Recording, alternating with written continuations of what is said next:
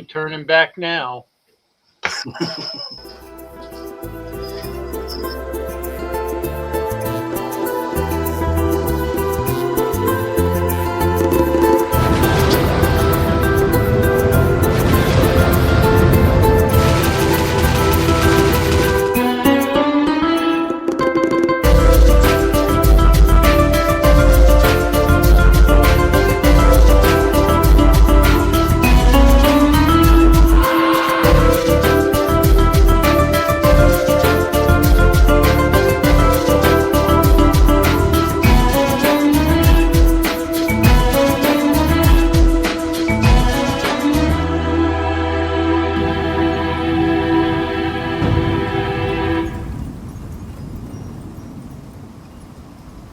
Hello, everybody, and welcome. Did you miss us? Yeah, we missed one day, but we're going to be making that up next week, next Tuesday. Monday. Monday. Oh, I won't Monday. be here Tuesday. Yeah. Gee, isn't it great that I know what's going on? Are we still good to be able to do it on Monday, or? Yeah, well, so, now yeah. that you mentioned it, we have to do it on Monday. So Yeah. yes, we'll be making up that last It's show on not- Monday. There was many unforeseen circumstances. It was like hey Juke, Hey, like it's like JV said. It was like the universe was saying something to us, like this isn't the right time. Can't touch But, this. Yeah, we'll be doing the Spider-Man watch along on Monday, and then another one the following Tuesday, right? So right. Yeah. but I'm just anyway, not going to be that's here not Tuesday. this show. This show is the 86 review show, and we're your hosts over there, Johnny Vintage, down there, Frankie Apple Pie, and Halloween Jack. So today we're reviewing something that a movie that both Jackie and I absolutely love. Okay, and it was Frankie's pick this week, and it was the Pink Panther Strikes Again. So Frankie Apple Pie, why this one? Oh, same thing. A very fond, loving memory of this and a connection to it. Actually, this was my second play I did in high school, which was kind of neat, and I got the lead cast role. So it's in my senior year, so it's kind of memorable for that. And plus, it's actually this actual film. That's what they did, a stage adaptation of it, which was pretty good. It was a strip set, but studying for that play, I really studied this film and Peter Sellers, and it really opened me up to him and other work and other characters he's done. But this is always going to be a favorite. And this one, especially of the Pink Panther series, is always going to be a favorite. And I hope I'm not alone here. Gosh, that's a pretty cool high school you put on this. Though I have to say, when I went to junior high school, they actually let me put on a play of Kolchak the Night Stalker, and I got to play Kolchak. Oh, that's awesome. All right, so that's cool. That's wicked cool. Hey, Yeah, why didn't you mention that when we watched Kolchak the Night Stalker? That would have been because I didn't think about it until he mentioned plays in high school. I mean, it was actually the Ripper episode of Kolchak that I wrote into a play version, and I got to play the lead. Yeah. Drama teachers are usually pretty cool people. Yes, I agree. Totally, mine were stuff like this. Yeah, ours was too.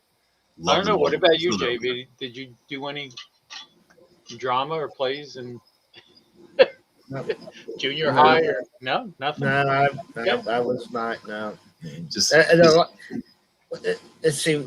The last play I can remember, the last thing I did skit wise was for our senior, graduation, where the seniors put on a show and they do comedy skits, and that's about as far as I got. Yeah.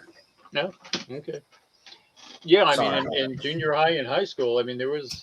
I remember I got to play like a Columbo part, and the drama teachers usually were pretty cool about it. But well, anyway, let's get into this. So I'm going to start with JV. When's the first time you'd seen this? And don't say.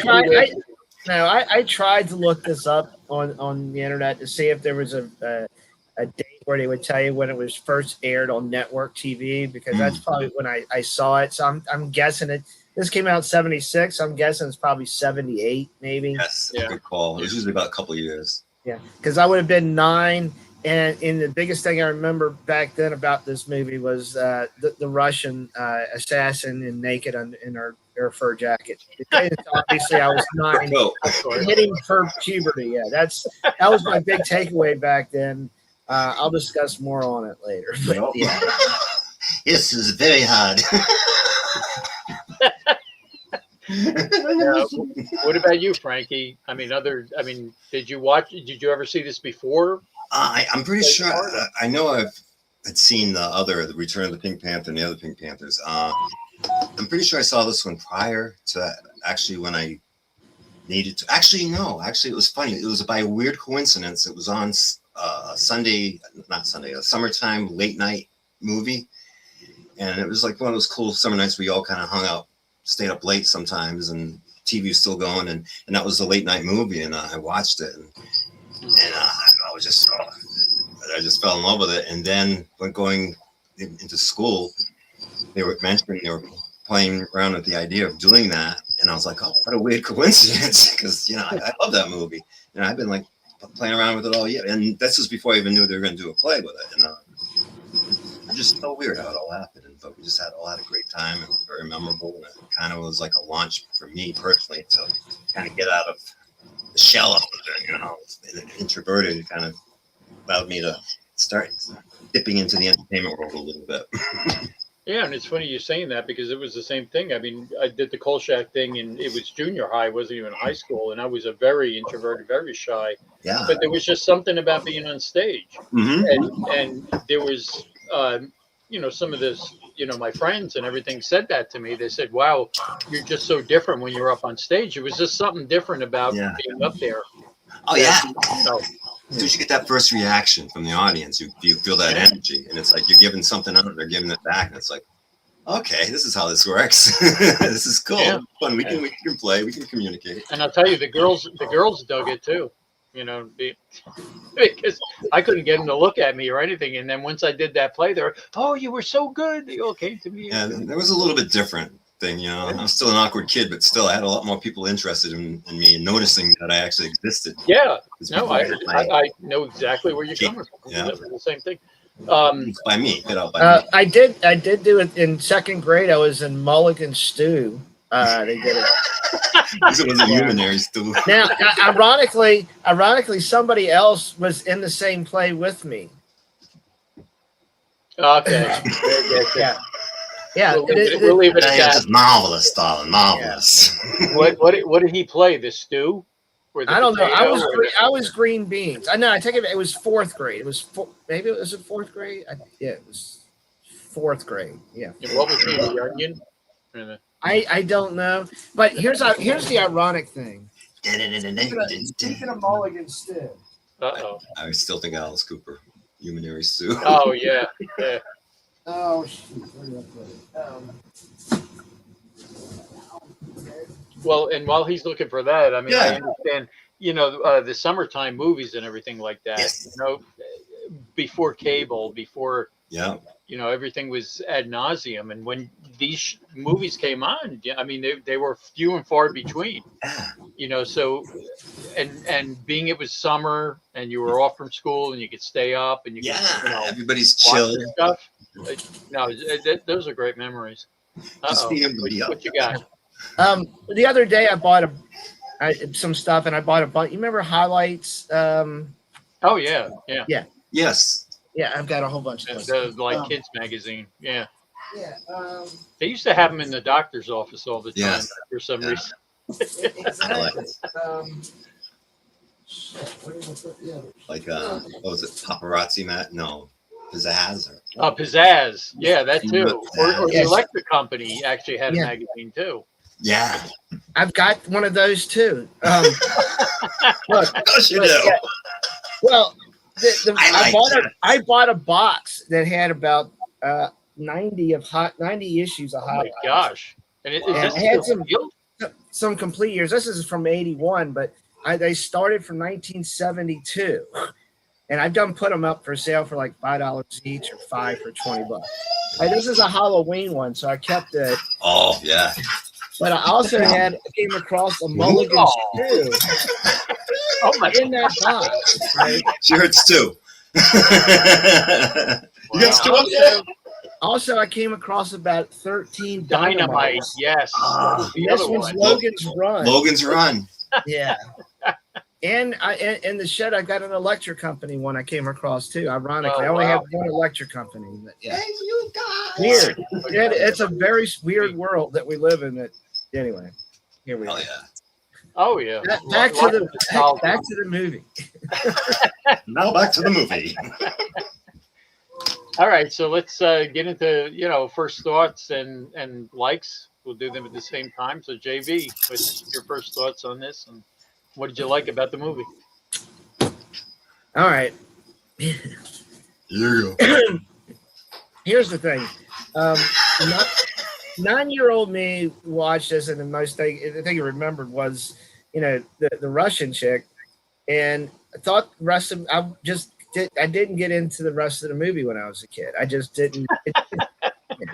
But I was 9. I was 9. So She caught my attention too, even though I did enjoy the rest of the movie. But that definitely stood out. So here I am. I'm thinking, because I went into this, thinking, well, here I am. I'm 57. Let's look at it from an adult perspective. Maybe I didn't get the humor We'll try. and what have you. And unfortunately, 57-year-old me agrees with 9-year-old me. I understand. It's a lot of little slapstick comedy bits here and there, and but it just there's parts that just left me flat. I just kind of meandered through this movie, and I mean, but I'll get to that. Here's my favorite parts. All right, because I actually labeled favorite parts this time, although I don't have many notes, to be honest with you. Okay. I liked when Clouseau's trying to do CPR and the woman thinks he says pervert and dirty old men. Oh yeah. Because they're making out. One of my favorite things in the movie is the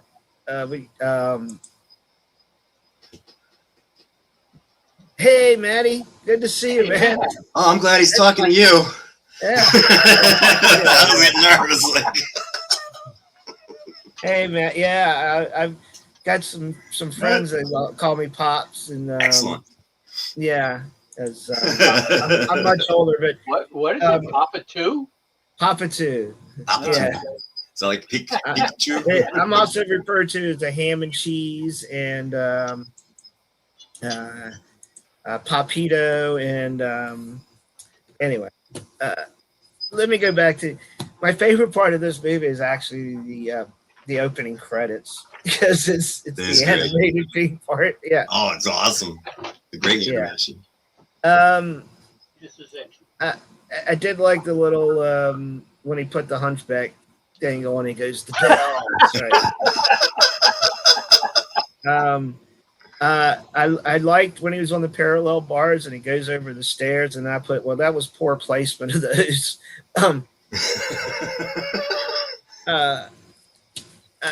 I thought the murals in the haunted house were pretty cool. I don't know if anybody paid attention to those, but when you go into the haunted house for the first time, they got these murals on the wall. I thought were pretty cool, but that's just little. And then my favorite part was the Russian assassin in the bedroom, and I put Kato's a peeping Tom. And then my other favorite part was the end credits, and there we go. That was it. That's the rundown. That's it. Next. I'm sorry, but yeah, go ahead. Well, and I didn't say when was the first time I saw this. Frank had said it was on late night, but there was Sunday afternoons for New York television was playing these quite often. I mean, some of them were on the Sunday night movies, as the series went on, but yeah, I mean, it was like Sunday afternoon movies, and they had played a lot of the Pink Panther throughout, those Sunday afternoons. So that was the first time I had seen it. Okay, Frank, you want to go first with your likes, or? Why don't you go? Why don't you continue? I mean, I've got a lot of them. Well, that's okay because Okay, got to put my glasses on for this. Kato, who's always funny. Okay, and he had a bigger part in this than he did in the Oh previous yeah. movie. But I just, they were saying I had read a lot of reviews about this, and they said that they really had given up the plot for the slapstick. I thought there was a great plot in this. Dreyfus, who's is the long-suffering, chief of police, Yeah. who finally snapped, and it was. I mean, that was kind of weird that he was basically the villain in this, but I like slapstick. I mean, I've been, when it comes to comedy, I like Abbott and Costello, but I like Laurel and Hardy too. And Laurel and Hardy was pure slapstick, and to me, that's what Yeah. this movie was about. And it's weird because I mean, the first couple movies almost seemed like more like a David they had a Niven. James Bond Yeah. Yeah. The first type one was feel more to David them, Niven. like that kind of spy thing. Mhm. I mean, they were funny, but nowhere near as funny as this. I mean, Oh, jeez. this was hilarious. What else? And whenever Kato fights him, I always crack up when it's a slow motion, Yeah. and you're like, "Whoa!" I mean, that's great. What else do I have here? Yeah, you notice when he was fighting Kato in the beginning, he opened up the closet, and there was like an arsenal Yeah. in there. Everything. And Nunchucks, nunchucks and sides, and shurikens. the Quasimodo as a disguise, just pure genius. I mean, that's why that. You know what I'm saying? And when the phone rings and he's like, the bells, the bells. I mean, there's Oh so yeah, the many Quasimodo. great references. Um, what else was another one? When what does this light switch do?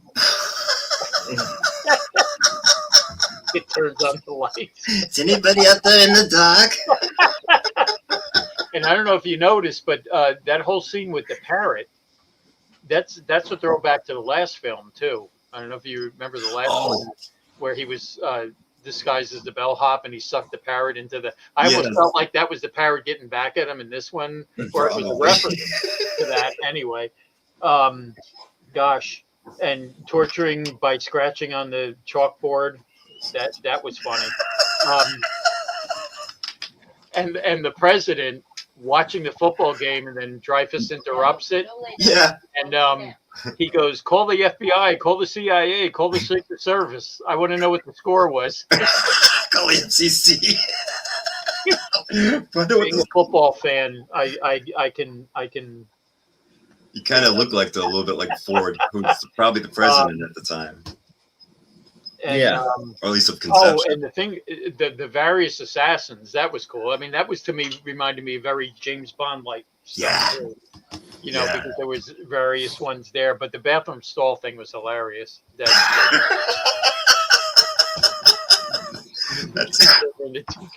All right, 100% Clouseau. I mean, to shoot through the walls, do those have glory holes in them? I think that's what they're aiming for, because I didn't hear him piercing any metal. I knew he was going to say that. I knew. It's like, and just the carryover from the previous movie, like, do you have a room? yeah. What, a room? I mean, Uh-huh. they're always mistaking what he's saying. Yeah, they bump on the head. The head. Oh, and of course, like I said, I mentioned Kato. Burt Kwan played that role. He was actually in Goldfinger. Speaking, tying things into Spies. Wow. He actually had a part in Goldfinger. That's very cool. And he was in, not only that, he was in You Only Live Twice. So he was in a couple of Bond films. He was in Rollerball. What else? I'm telling you, I can go on and on. I love this movie. There's so many good parts about it. But my favorite part, does your dog bite? No. I thought you said your dog doesn't bite. An old joke, but I mean, it was carried out to perfection in this movie. My dog. And then the last thing I have to say is the when Dreyfus is like disintegrated and all you see is his eye. Yeah. That's Still doing And you know what's weird? He appears in the next movie, and there was no explanation. Yeah. Absolutely no explanation about how he survived. But that's all Oh right. my God. That's my long list of likes. So Yeah. you're up, Frankie. Oh boy. What's your favorite part? Just. Yeah, that was great. Good. Did you? That Goodbye. scene will crack me up every time I watch this. I love that scene. I mean, it starts off right in the beginning with Dreyfus at the therapist. He's convinced because the way we left Clouseau and Dreyfus at the previous film, Return of the Pink Panther, Dreyfus was in an insane asylum, and he was writing all over the padded walls in a straitjacket, kill Clouseau, and the Pink Panther's kind of hanging out with him. But of course, Dreyfus is crazy. He's been in an insane asylum. He thinks his therapy's actually up and he's doing great and he's up for release. And Clouseau decides to pop in and check on him on that day. And I'm doing better every day. It's just a live action cartoon. It's just, Yeah. You received a bump on the head. A bump? Boom. On the head.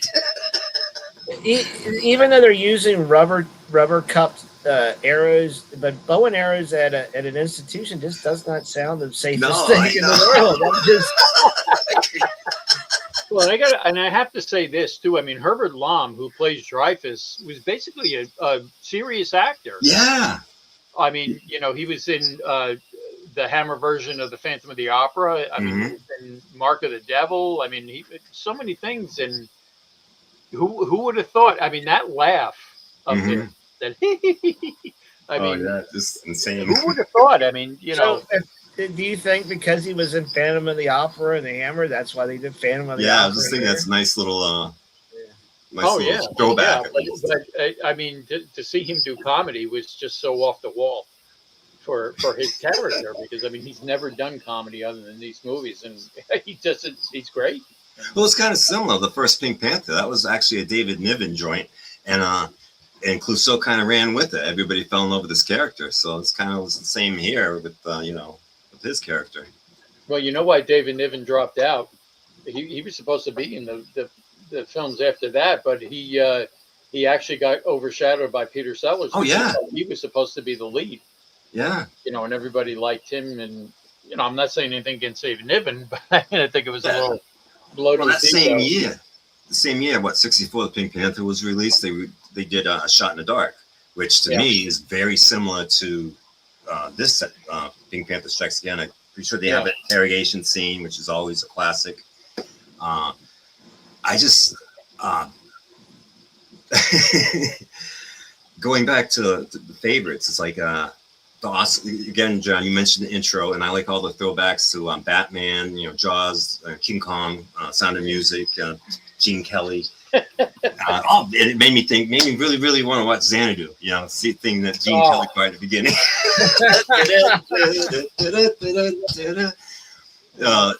The fight with the nunchucks and Kato again, just that whole thing was just fun from start to finish. It just like kids running around having fun when the parents are away and just totally trashing the house, but this is his house.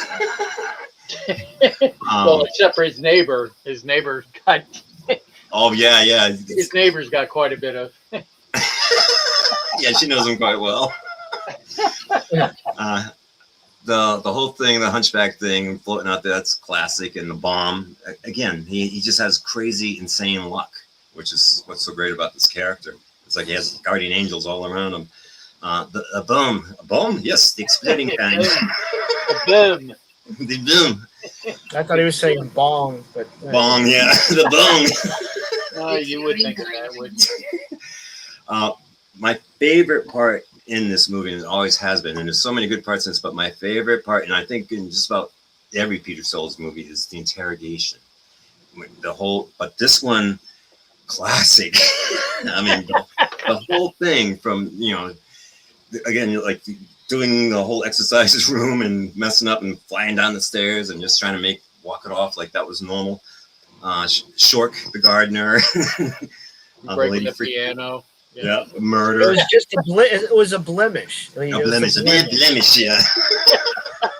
He says, "Stuff sucker." I love how he screws up everybody's names. I mean, I'm very endearing with that because I do that all the time. The Price of Steinway and Mrs. Lovelyva. the ball on the hand.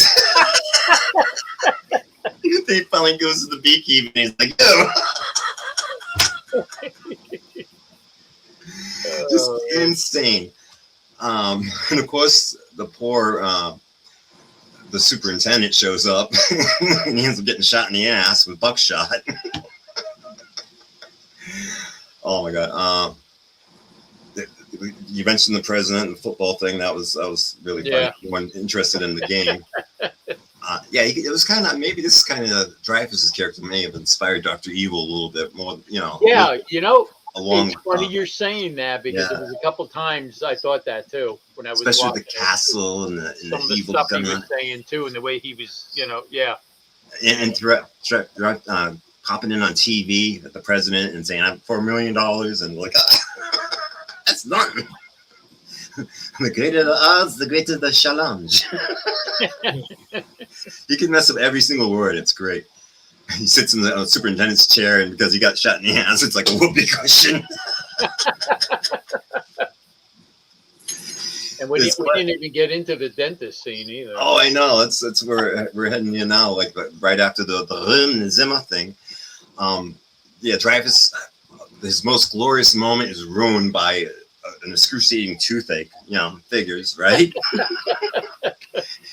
And Clouseau has been trying to sneak in there, and of course that's his golden opportunity when he's there, like getting treated by the guy there for a cold, because he ended up in the lake or what do they call that thing, the marsh that goes around. Oh yeah, the moat. Moat, I yes. would say it was the moat, yeah.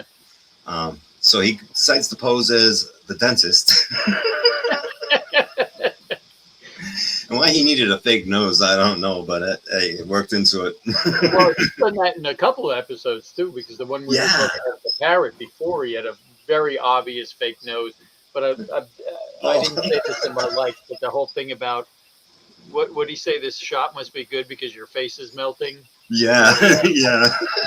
That was hallucinating. JP, he just is watching us go on and on. He just. We love that. I am okay. I'm telling you, when it comes to the Pink Panther movies, I love them. I mean, some of them I don't know, but I just thought it was really weird because in 1968 they actually had a film. What was it called? Inspector Clouseau with Alan Arkin. Oh, horrible. Playing Clouseau, and it was terrible. Horrible. And anybody else that had tried to do it afterwards. Well, we'll talk about that later. Yeah, that was. I know which one you meant, and yeah, that was horrible. Like, yeah. Really, my favorite part definitely was interrogation scene. I mean, him going to the Queen of Hearts club and not realizing what kind of a place it was, and guys fighting and everything. It was just a lot of fun. And the spies, how many assassins? Oh my God, there was 26. He killed 20. Well, he didn't, but there were 26 other assassins aside. Oh yeah, and they were killing each other basically. Yeah, besides Tonier, or no, there was a magician or a musician and the Russian, which. And the little guy that looked like Robin Hood, and I mean they were their own worst enemies. It kind of reminded me like a Dick Tracy's Rogues Gallery. Yes. You know what I mean? They were just and it was cool. They had kung fu people. What about the big guy that was dressed as a woman and then little spikes come out? Oh yeah. See, that reminded me of Austin Powers too, where you had the fembots came out and they got machine guns out of their boobs. Yeah. Yes, I didn't notice those, baby. Next time, try foreplay. Right. We're going into a different movie. All right, so let's get the dislikes. I'm going to start with JV over there. It should take a little bit longer. Being we took so long with our likes. I don't really have really any dislikes, to be honest. I just didn't. It's just the comedy for me. It just doesn't hit the same as it hits with y'all, and I get that. It's okay. It's all right. Can you answer a question? Why was there a dummy of Clouseau in that guy's office? it was part of Dreyfus's therapy, because when he first was there, he would go into a rage and start taking it out on the dummy instead of the therapist. Yeah, this is a mixed bag for me. It's a comedy and it's got slapstick in it, but it could be just a comedy without the slapstick. I don't know if you get what I'm feeling at here or not. It's just I don't. There's just some parts that was so slapsticky it kind of detracted from the story. I don't know. I hate to say I just wasn't a big fan as a kid, and unfortunately, had you seen the ones previous to this one, because they were a little more serious than. I have not seen them since I was a kid. I mean, literally, I've not seen this one since I saw it that one time on TV. The only reason I remember is because of the Russian chick. Oh yeah, that in the cartoon, the Pink Panther. I love it's got a cartoon in it. I mean, and you know what's weird? You keep talking about the Russian chick, and I'm like, that's like going over me. Like that. Maybe that part was important to me a long time. Leslie Ann Warren or Leslie Ann Down or something. Leslie Ann Down, yeah, who really was wasn't important. It was important to 9-year-old me. I guess old me just like glossed over it for some reason. Especially at the end when they're all falling down and she's like supposed to be naked and you're trying to see if she actually really is naked. You know what? She wasn't supposed to be in this movie. Blake Edwards had, because Leslie Ann Down had been in, what was it, Upstairs, Downstairs? Is that the series? There was supposed to be another actress that he wanted from there, and I don't remember who it was, and it was like actually a mistake for her to be in there, you know, because and it worked out great. Yeah, because he pulled the part off. She seemed like a Russian spy, you know, that type of seductive with the, you know, the accent and everything. Cool. Sorry, JV. We didn't mean. Yeah, we're sorry. No, I'm done. Go for it. That was it. You didn't have any more. That wasn't so bad. Really?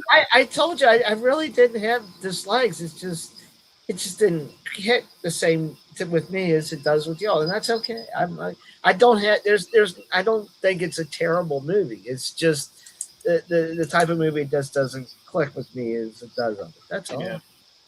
Well, I mean, like I said, I think it clicks with me because, you know, being older than you guys, you know, I go back to that Abbott and Costello, Laurel and Hardy, you know, like I said, that kind of slapstick. And, I didn't find the first couple Pink Panthers as funny and entertaining as this one. Oh, yeah. I mean, they were, not entertaining. They were entertaining. They were funny. But, I mean, this one, I laughed from beginning to end. But, all right, Frank, you got any dislikes you want to point out here? Or?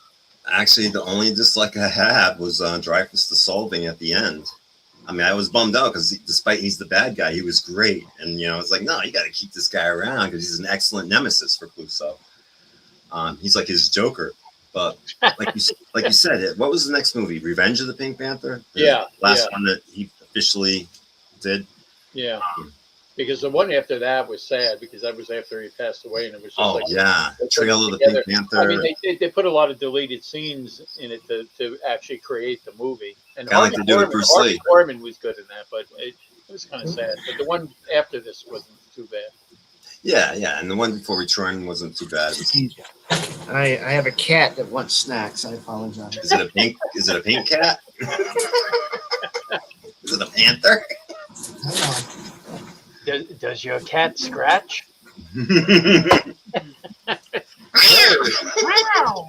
This is not my cat. Not my cat. Nobody's cat. She's a bitch.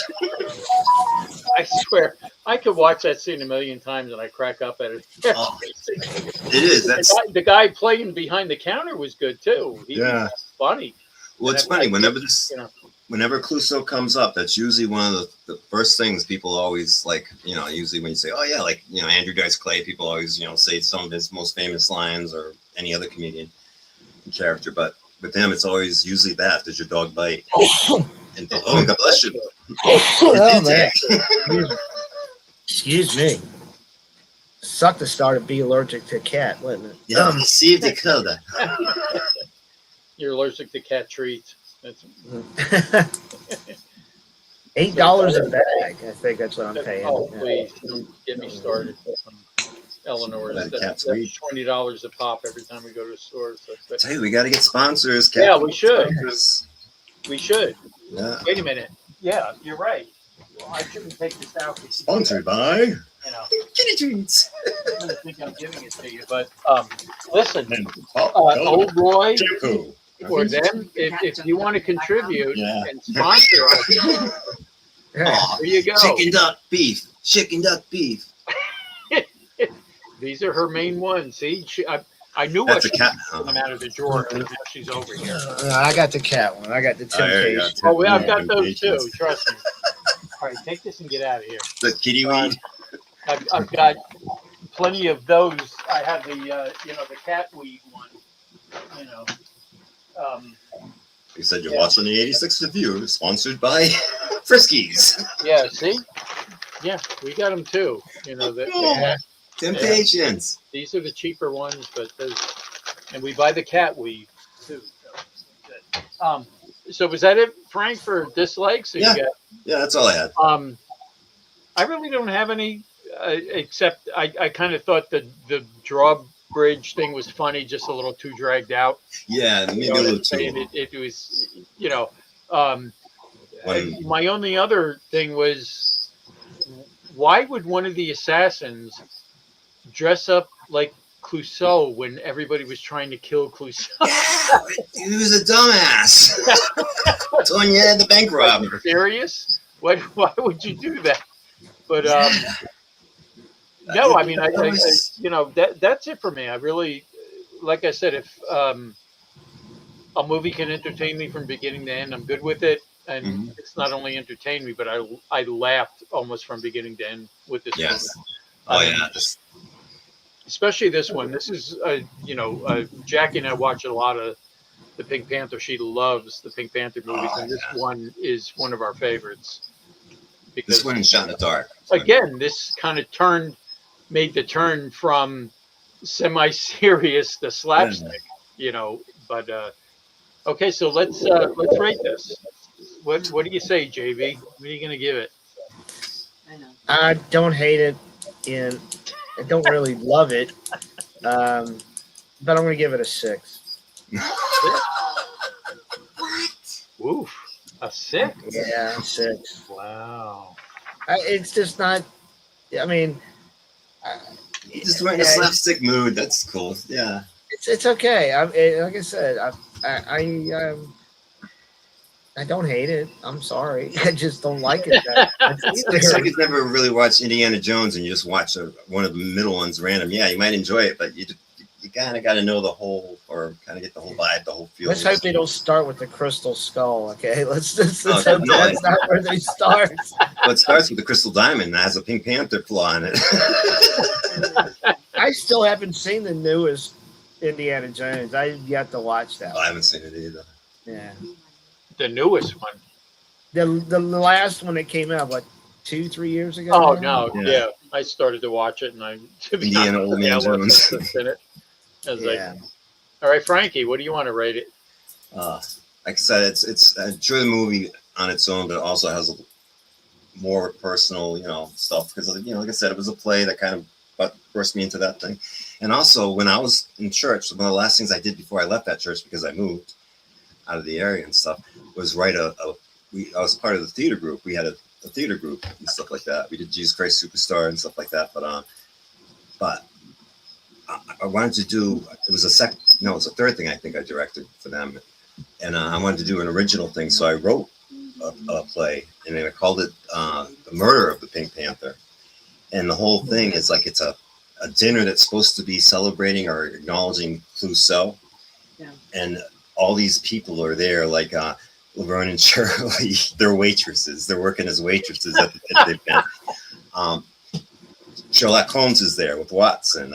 Shaggy, Scooby, and Velma are there.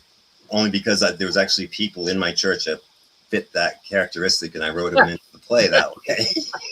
Maxwell Smart is actually the nemesis in this. Actually, and it's interesting. But it was a chance to. This was in 2009, 2010, and it was a chance to just to kind of relive that, you know, and do. And I kind of the last I wasn't in, I was directing it, but I wasn't in the last scene because Clouseau shows up and kind of ties it all together. And I even put in the thing I borrowed heavily from the entire existing interrogation scenes, but I did add a few of my own little things here and there. But because of that, the movie, I have to give it a 10. It's a 10. I'm sorry, it's a 10. It's very endearing. Is the hat you're wearing now your Clouseau hat? Yeah, I wore this I was gonna say, it looks 16 like years ago for the. Wow. Yeah. I actually have it on tape. I'll send it to you if you want. Seriously? It's not the greatest quality. It was just my camera in the church hall and stuff like that. Well, But you better watch that. I tried to You edit. better watch it. That stuff We could put it up here. And we could show everybody. Yeah. You know what? You guys watch it first before we decide to do that, because you Well, guys I was may gonna think say, it's like you Moon better be- Zombies to You somebody better be else. careful because stuff like that can wind up on the Monster Channel. You know, very, very easily. You never Hey, know. you know what? We could have we could have Octavian show one day, and at the end, by the way, yeah. See, I don't know. It means a lot to me because of writing it and all that stuff, and the people that I worked with in the church, and we all enjoyed it. We really did. And but I don't know about. I never really tested it with it on the outside. People say really would be like, huh? You know, get it? But yeah, I mean, you're willing to give it a shot. I'll send it to you. Yeah. I can send you the script if you want. You know me and my scripts. Oh, I would love to see the script if you had all those characters in it. Oh yeah. I even squeezed in Batman and Robin. Who else? I actually did. We actually did two. They asked me to do it again because it was for a dinner theater. Because we served food too in between, and I worked it into it. That's why I made it like a dinner celebrating, you know, Clouseau. Wow, that's This is hey, still. who knows? Maybe we could film it someday. You know, Oh, it'd be great to refilm it. flesh it out. You know, and just. I Wow. actually revamped it too, just in case I rechanged all the characters and the names, and just so they have the likeness. You know, in case it was copyright things. Like I think I changed the name to the mystery of the Scarlet Sphinx or something like that, instead of a Pink Panther or the Magenta or something. Since when do we care about copyright? We don't. Oh yeah, they called him Clueless, Inspector Only on Clueless. Facebook Live. That's, Yeah. Which, ironically, if you still want to watch Dreamscape and our watch log, it is still up on Facebook. Really? yeah, and Yes. it's also Facebook on, has yet to do anything. It's yeah, still it's there. on the Erie Late Night YouTube, and unless you live in like the 50 countries that are listed, you might be able to watch it. So I I may just keep reposting it every so That's- often to keep Yeah, putting there it you back go. up on Facebook. that slipped my. I mean, I know how to do it now because I have several movies now that I have a list that I know. There's some that are blocked, but in like one country, not 50.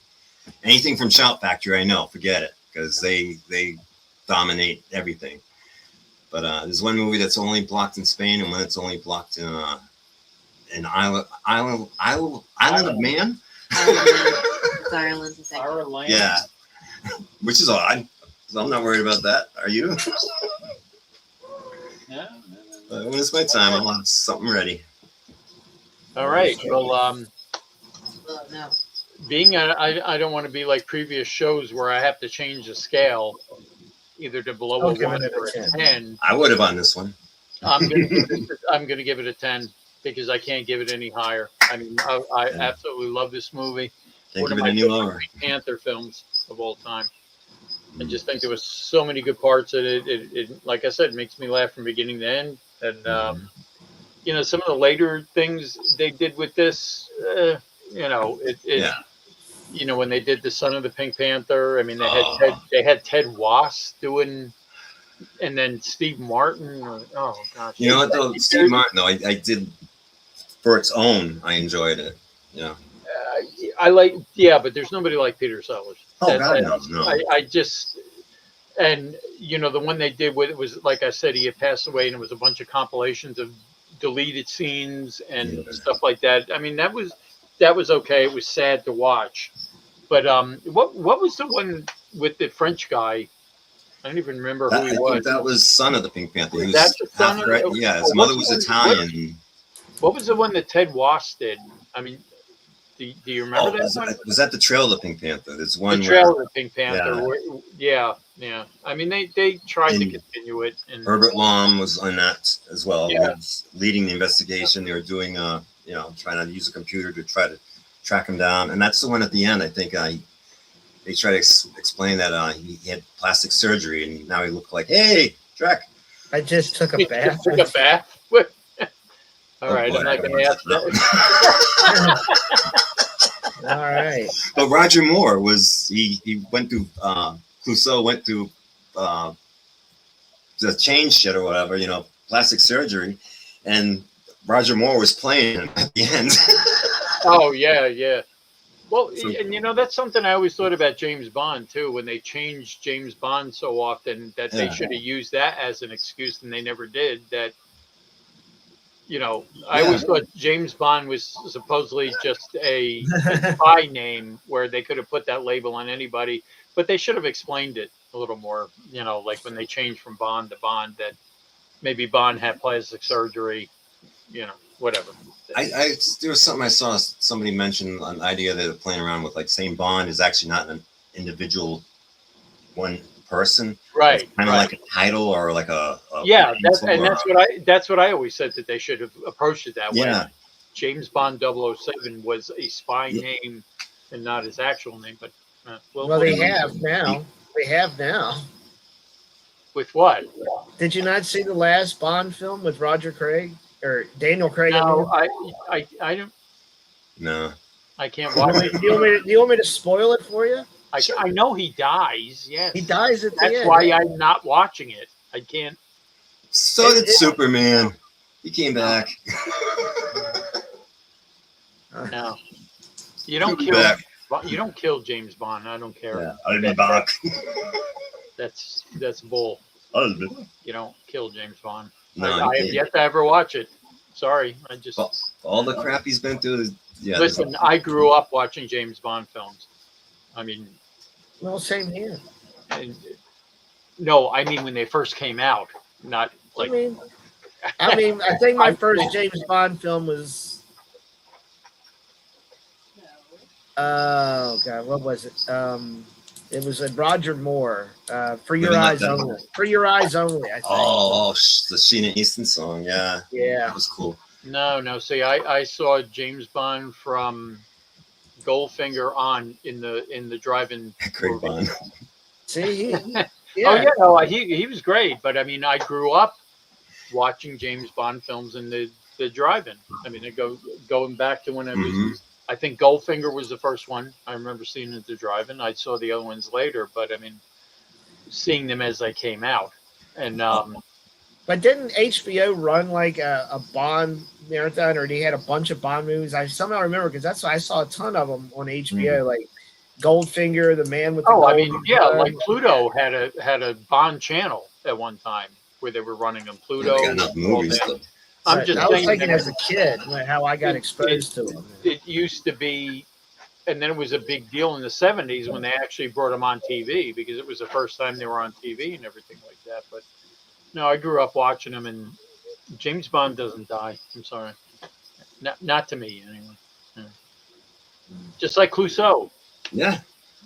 I agree. he doesn't die. They shouldn't put different people on there. My colors are changing. I love all the Bonds, and it's a great one. But for me personally, the one that just personal was Live and Let Die, because it was an ABC Sunday night movie when I saw it, and Paul McCartney in Wings, the opening produced by George Martin, Live and Let Die theme song. Just the opening Bond as a kid, the opening Bond scenes was like pretty interesting to watch. We can talk about opening credits. Maybe not as cartoonish as the Pink Panther, but it's definitely interesting. Yeah. But I just loved it. Well, and those, and like I said, the first couple of Pink Panther movies, A Shot in the Dark and the Pink Panther, they were kind of Bond-like. Yeah. If you look at them that way, just with he wasn't as humor, he wasn't as clueless as he got older. He seemed like he just, at least he had a thought. He was actually, I don't know, like even in the Steve Martin movies, they show in the end of the movies that Clouseau's actually not a dipshit. He actually solves the crime. Yeah, I've never seen that. I've never seen them. I mean, he's just got that crap luck and just. All right. Well, anyway, I guess we don't have to go in the final thoughts. We've given a lot of Thank thought to this. Yeah. Thank you everybody for watching this, and thank you, Well- Frankie, for picking this. We'll always I'm watch. glad I got to watch it again. Yeah, no, me too. I mean, not that I haven't watched it a million times already. But I mean, we at least go through the Pink Panther movies about 3 times a year, where we get in that mood where okay, let's start from the beginning, watch them through. But Now I know why you gave us Snarling a name. The case is solved. well, there you go. What can I say to that? So, what do we got coming up? I mean, What do we got coming up? have you Well, picked your 86? Is that yeah. Well, Monday we're going to do Spider-Man. Knock do on the makeup, wood. the makeup Spider-Man? On Monday this week, folks. Not Tuesday, but Monday. Can we do Brand New Day instead? Yeah. Ironically enough, a brand new day. Can't wait to see that. We're doing Spider-Man on Monday and then on Tuesday. Is that No, just Monday because I'm not going to be here we're- Tuesday. We're I'm not up gonna be on here. Tuesday. Isn't it great we communicate with each other? You know, so I believe I've in been no watching time that. we know exactly what's All right. going on. That's But then we've got next Thursday's 86th, and it is Your my pick. pick. Uh-oh. It is my pick next Thursday. Yes, Can you and tell us though? I actually ran the trailer to make sure I could play the trailer. I'm starting to do that now because I'm afraid, well, what the hell's going to trip me up next? But so this is my 86 pick No. for next week. Clytus, I'm bored. What plaything can you offer me today? An obscure body in the SK system, Your Majesty. The inhabitants refer to it as the planet Earth. I like to play with things a while before annihilation. Pathetic earthlings! Who can save you now?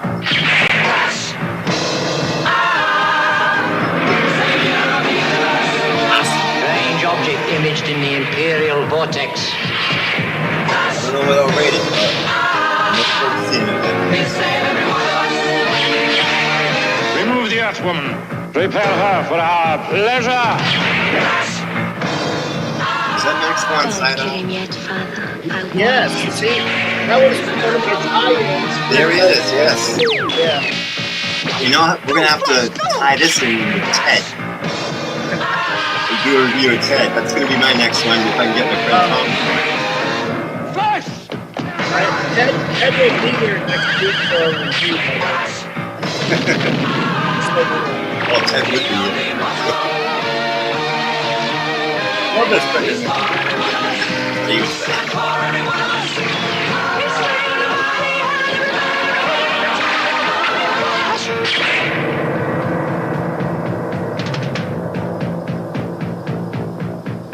And it has James Condon. Yeah, Dr. Doom. Dr. Gloom, maybe. I swear, Cool. you guys always wind up making me watch something that I said I would never watch again. I don't know how many times I watched this on HBO as a kid. I've only seen it once. I don't think I've ever made it through a whole viewing of this movie ever. Ah. No. Wow. So after that is my 86th, which I think we talked about before. I mean, should I wait and we'll It's totally up to you. talk about that later? Yeah, we'll talk about it. And then after that is my Retribution, which I have no idea what I'm looking at. But I know those are harder to come up with, but because they're limited. But you want Yeah, something no. good. well, I'll tell you what it's not going to be. It's not going to be Xanadu. It's not going to be Cat. Yeah, So, Only yeah, if we get, yeah. I think I only if we mentioned, get the balloon knot version of Cats. I think I mentioned what my 86 was going to be before, but I don't know. Should I keep it a secret or should I don't know. wait until next? I don't think I want to wait. you can It's gonna bother me. you can spring it on us next Thursday. I don't know. Okay, so next I don't Thursday. know now. I mentioned it already. Tell us, I believe. tell us in the after call, or All or right. you just well, text By the yeah, way, everybody, we're we'll getting put it ready on to- everybody else later. I think I told you guys already. But we're going to do the SNL review of season 1, episode We are. 8 right after this. If you stick around, We're gonna probably take a minute break so I can run to the restroom.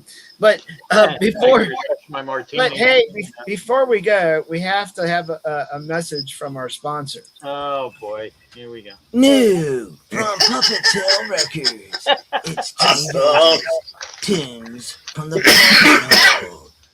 Her first single, this 1980 feel-good classic.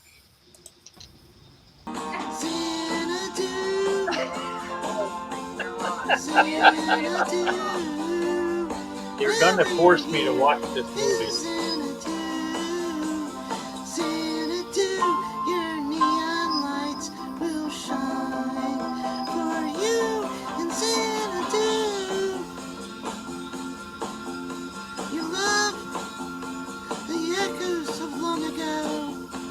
I think Jenny's tongue's a little coated. She might be a little under the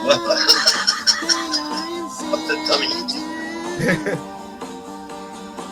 But she had a glass of milk before the show.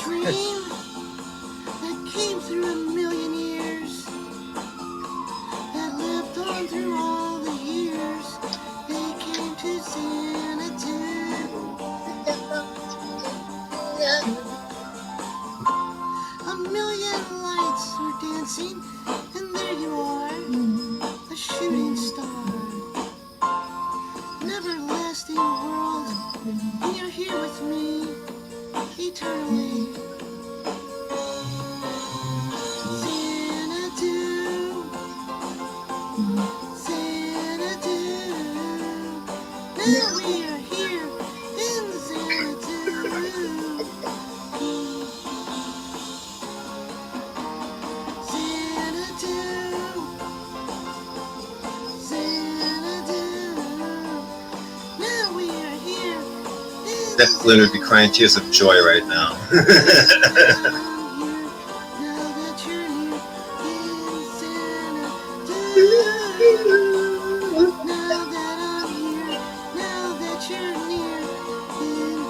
Jackie can't wait.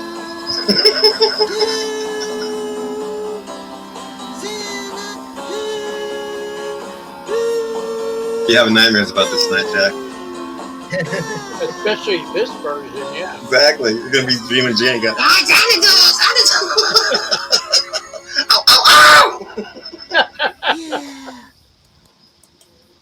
More tracks coming soon. Oh God, no, please. Oh, she felt inspired by the conversation last week about Santa. I'm sure she did. By the way, I ran that through YouTube also. It's copyright, but it says there's no issue with the video. Yeah. But it could down the road if for monetization purposes, blah, blah, blah. So, all of them say that I've seen it. yeah, so I made sure I ran that before I put it on here. We're not about the monetization here. Where's Ed We just having fun. Sullivan when you need him? Yes, please bring back Ed Sullivan. We're just having fun. Well, you know it's coming at some point, HJ. You know Xanadu's in your future. Yeah, you know what? Let's just get it over with, please, so I don't ever have to think about it again. All right, well, I got it loaded up now. We can watch it. No. I'm just kidding. I need a month to prepare. As long as you played at triple speed, because that'd make it funny. Yeah, I will. Well, thank you, everybody. Thanks, Drag, Juke. Who else? Who else was there? Matt was here. Yeah. Matt, and thank you everybody for watching this episode of the 86 movie review and Frankie's pick of the Pink Panther. So stick around. We're going to get into episode 8, is it? 8 of Saturday Night Live. Yeah. After these short commercial message trips to the bathroom and and giving dog treats and and cat treats and whatever. So thank you everybody. Stick around. We'll be back in a few. Oh, let me see. All right, I'll be right back. Oh my gosh! Stop. Oh, man. Hat thing. I just want the Puso. Hmm? Just want the Puso.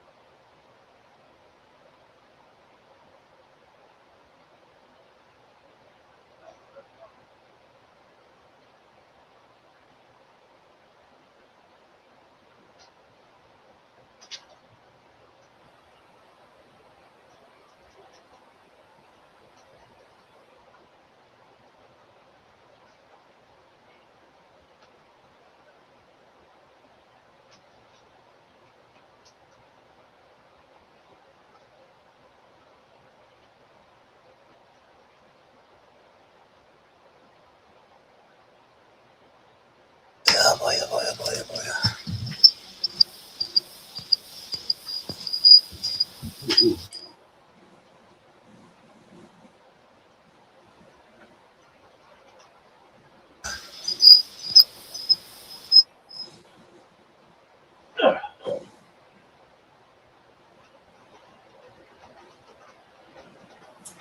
I'm back. I'm back. I don't know why I was squeaking. Yeah, what was that squeaking noise? It's weird. Yeah, it's a bit lower the mic or something.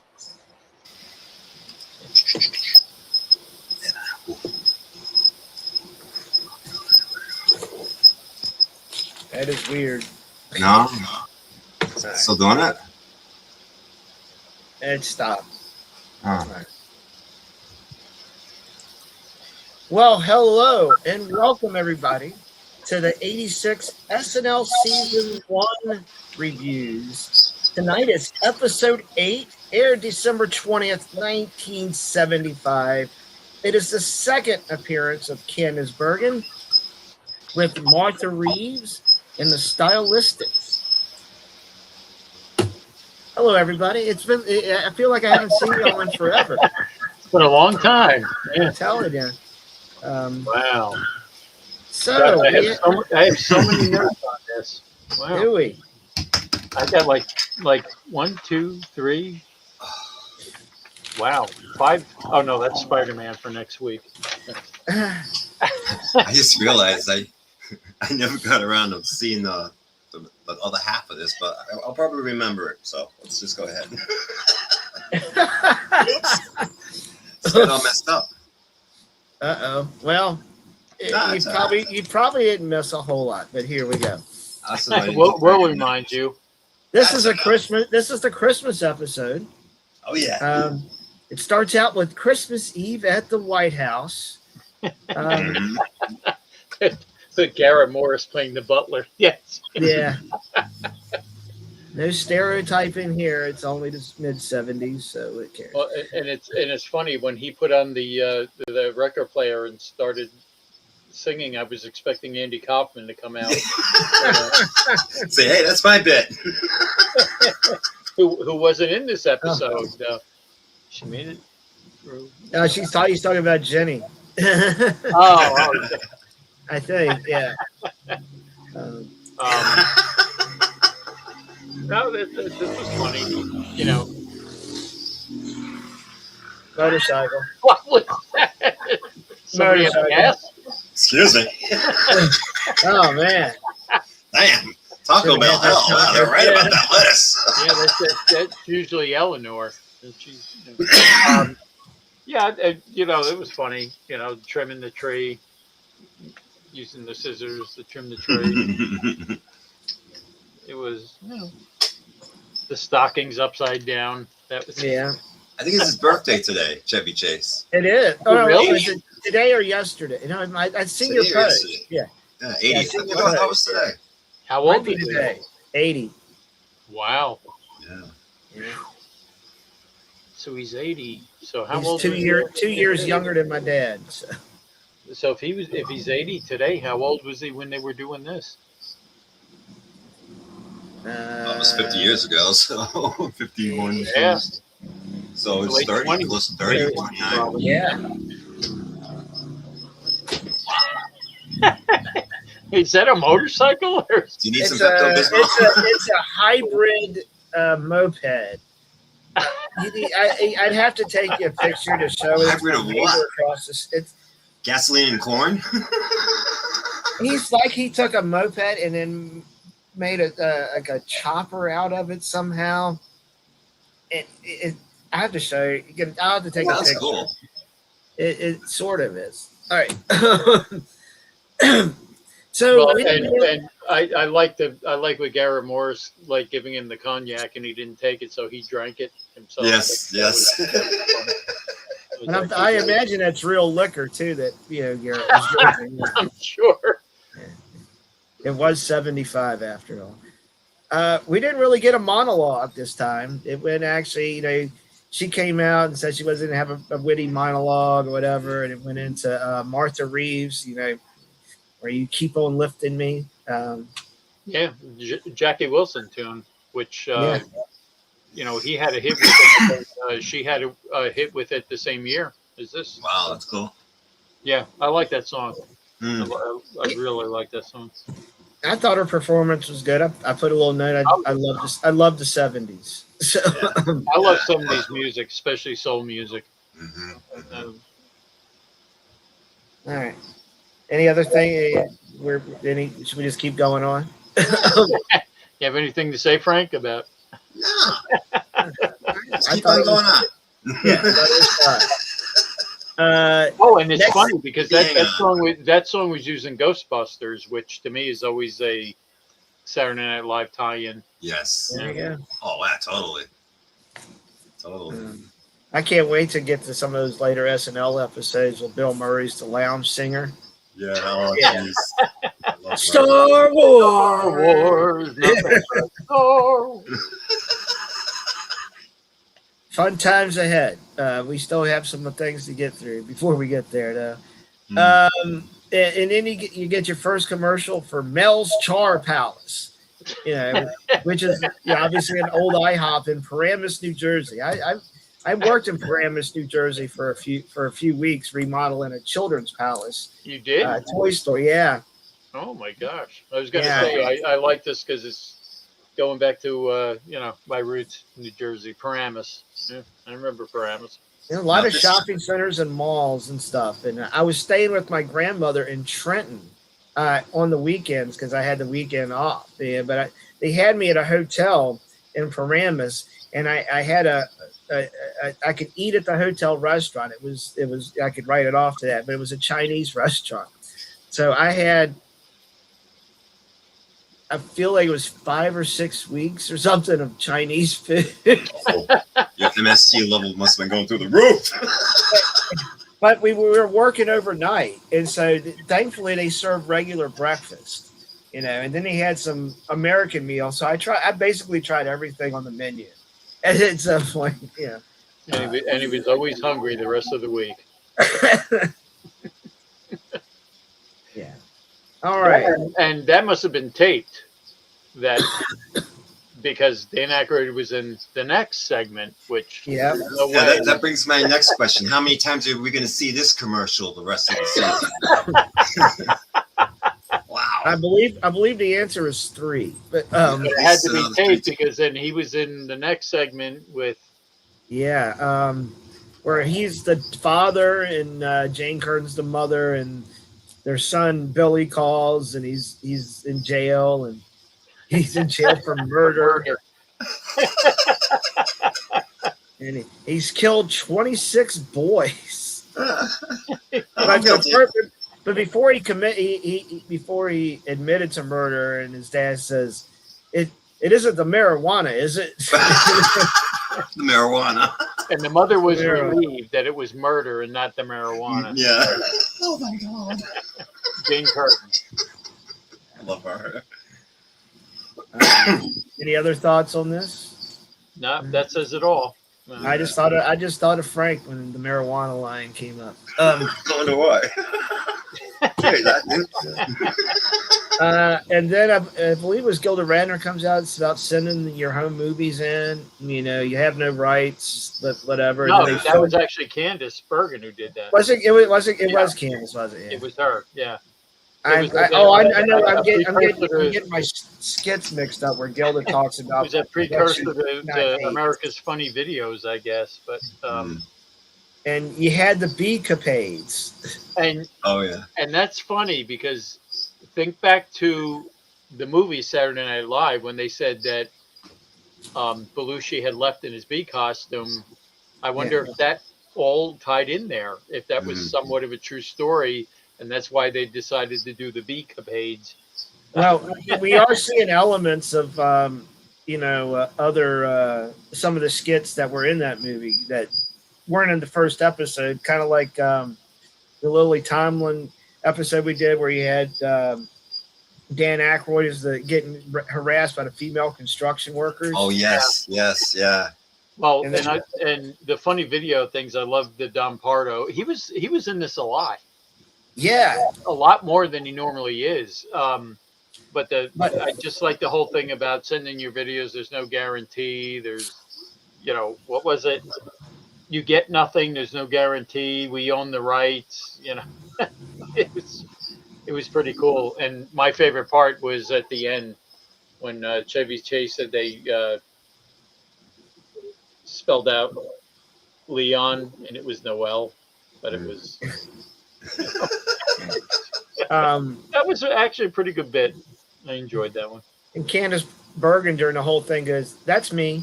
Every time she pops up, that's me. That's me. That's me again. That's me. That was cute. And as you mentioned, the Don Pardo is his digital gift catalog, and the first item is the digital ashtray. It holds 12 ounces of butts. 12 ounces of butts. Yeah. Then we had Belushi is Santa and Candace is a reindeer, where they're promoting the Polaroid camera. Which I And, think they he said, resented. yeah. Hi, I'm the Easter Bunny, and this is a great Mhm. It was everything but Christmas. That's what was funny about it. About graduation pictures, and yeah, it was good. I liked it. Yeah, but it's just interesting that they about them mentioning the Polaroid camera in the movie Saturday night. And that Yeah. they've been pushing the Polaroid camera almost every episode, I think. Yeah, well, they're one of the sponsors, and that's Yeah. they resented that, I guess.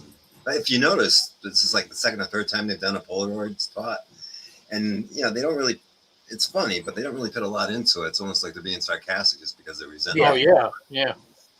I The bare minimum. Funny.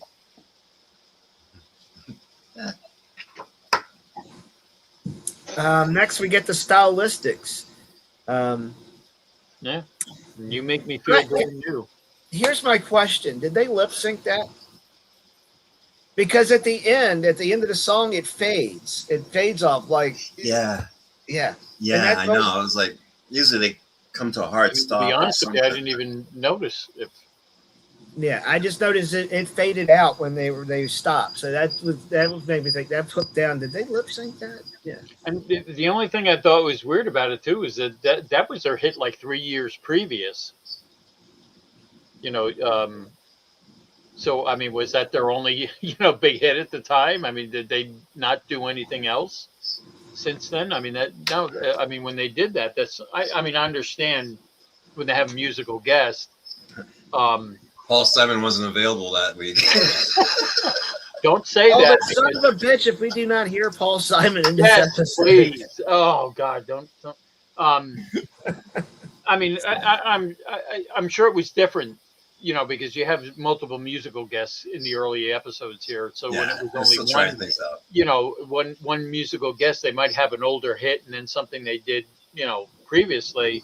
And all I can think to myself was, well, didn't the stylistics do anything more, up to date at this point? I mean, that was their big hit, so I can understand them doing that. So. Next, we get another repeat commercial with the Price is Right stamp gun. Oh yeah. That was a repeat? Yeah. They've used that commercial before with the pricing gun. Yeah. I don't remember that. Yeah, they used that one again. Pretty funny. Those guns were a pain in the ass, man. Mm-hmm. Yeah. Oh, I know. I used them too. And having to change the ink rollers on top of it, you had a little ink roll. See, if you had to change that, God, oh my God. Covered in it. If you've ever worked old retail in the 70s, 80s, you know what I'm talking about. All right. Next we come to the most disturbing bit that I've seen. Next week? Is next week Elliot Gould episode, I think? Yeah, I think so. But I mean, up to this point, this was kind of weird. The next skit is Latent Elf. That's what I did put down. Latent Elf. A little weird. You know what we're talking about, Frank? Chevy Chase. I'm trying to. Is secretly an elf, and his sister comes home, and they find him this way. He's coming out as an elf, so that's just you can yeah. And at the end of the episode, they find out the father has been secretly an elf too. Oh yes. Yeah. That's kind of and they referred to the Seven Dwarfs as gay, and most talk show hosts are elves. Oh my gosh! Yeah, he's called impish and spry. But there's a scene where Chevy Chase is kind of up on the couch and he's squatting with his feet. Oh yeah. I didn't care for that. And she goes, "I can see your bells. I can see your bells." Yeah. Yeah. No, it was funny. Just a little weird. Chevy. That would have been funny with Dan, I think, or John. Yeah. Then it pulls away as you go to commercial, and it says up there, it says, "Somewhere in the world, this is Family Hour." Yeah. Probably what you think about is actually true. Then we get into Weekend Update. You want to start? I'll just. Well, the thing about Hubert Humphrey, striking 6 poses and it was all different people. I mean, Yeah. um, and his earpiece falling out. I mean, I don't know if that was purpose. And of course, the cover up. Generalissimo Franco is still alive. Yeah. That's going to keep going on for a while, as well as the hard of hearing thing, which is kind of getting old. When it starts, Chubby's on the phone and it says, "I wasn't that mad. Teeth always hurt. I told you that." I was like, jeez.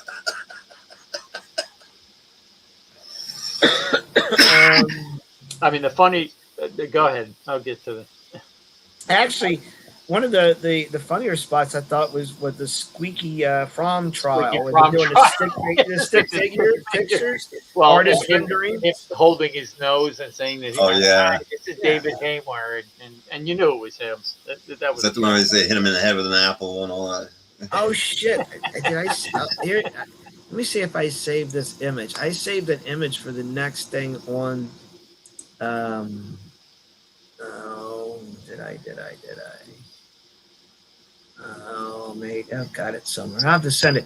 Next thing they're talking about is Mattel is designing. Growing up, Skip. That is a real thing. Is it really? I should. Yeah. I had the picture, I think, on my phone or something. I'll find it. That is a real thing. That's a collector's item. When you rotate her arm, and Skipper gets taller and grows boobs. That is an actual toy. I shit you not. That is. And what was growing up, Cindy? What was? They mentioned that in the movie. Yeah. Did they in the Barbie movie? Didn't they mention about that figure? It may be. I haven't watched the Barbie movie. I do own a copy of it because I got it out of the Redbox when Redbox had closed up, and you could just pull movies out and not get charged. I'm afraid to say I didn't watch the Barbie movie because then you guys are going to make me watch it. So I'm not going to say I haven't ever watched anything again. Margot, what's her name? Margot what? That's all I watched Xanadu, so we don't ever have to watch it again. Let's see. But I don't understand. What was the growing up Cindy part? That was the joke part of that. It's called Grown Up Cindy. Oh, Grown Up Cindy. Instead of growing up, it's Grown Up Cindy. They did a slight change to where Wallace denied the comment about judging people by the whiteness of their teeth. Now it's how well they can fast dance. Now it's how fast. What was it? How fast they dance? Is that? Yeah. Yeah. And what about the thing about Jim Garrison too. Two Jim Garrisons. He was a Louisiana, New Orleans district attorney. Yeah, they were joking around about the Warren report, saying there was 2 reports, and there was 2 Jim Garrisons, and I don't know. I think that kind of stuff gets lost on people, and I'm not saying they were stupid, but I don't know. To me, that's not funny. Yeah, it doesn't age well. It's a political joke. It just it doesn't age well. Be interesting when we get to the episode where a politician's hosting. That should be interesting. Lorraine Newman's in Times Square to celebrate New Year's. That was funny. Yeah, she's cute. I love her. Cher is getting ready to have a second child. You know, the first child was Chastity, and this one's going to be called Publicity. Publicity, yep. Then there's the Texas chain letter massacre. God, do you remember chain letters? Now it's some stupid. Now you get them stupid like posts or something. You know, post this to 10 people, and know that you've been reading my email. Blah blah blah. Oh, it wasn't even an email back then. You actually used to get them in the. Oh yeah. Oh, I know. Yeah. Yeah. Chain letters. I mean, you get this thing, and it said photocopy this and send this out to 10 people, and. Or you'll be cursed. All right. You'll be if you believe you will be. And then he went to Angola to their That was wartime good. correspondent, and it shows a dude making pizza. Pizza. It said, yeah, not Angelo Angola. Yeah. That was actually funny. I laughed at that. And somebody made a comment. I always thought Angola was a sweater. Sweater. And then there's a look back at 1975. What was the thing about keep doing Vietnam until we get it right? Is that what who said that? Was that Ford saying that? I don't think I I had that written down. I mean, I know it was something about Ford saying we're going to do Vietnam until we get it right. Yeah, I recall that. I just didn't jot it. And then you had You had Candice Bergen playing Princess Grace for Tarnoff. And then she sticks her whole head into a bucket. because she's got all her crown and her jewelry, so she just sticks her head. That was funny. God forbid anybody ever stuck their whole face in a The thing. real, yeah. Yeah, And the I like real. what she said. She goes, "You just put it in and you don't wipe." And he had Emily Lutella about the firing of the handicap. Yeah. It's supposed to be hiring the handicap. Yes, it was good. Oh, and here's probably one of my favorite skits. John Belushi and Gilda Radner where they're washing clothes, and they're like, well, they don't speak anything in this skit. You know what I'm talking about, Frank? Oh, I think yeah. so. Well, what it is, they're basically in the washroom, I guess, their apartment building, and Yeah. and they're getting ready to do wash, and then Belushi like this, like it's good, and then they start putting their clothes in together, and it's in a dress, tops, and then it gets to underwear. He does undergarment. underwear. Then he gets a cigarette, and then he pulls out champagne. And very sexually Suggestive. overt, but yeah, no, that was that one is worth going back and watching. If you go back and watch anything, that No, I am going to finish watching that. I have to.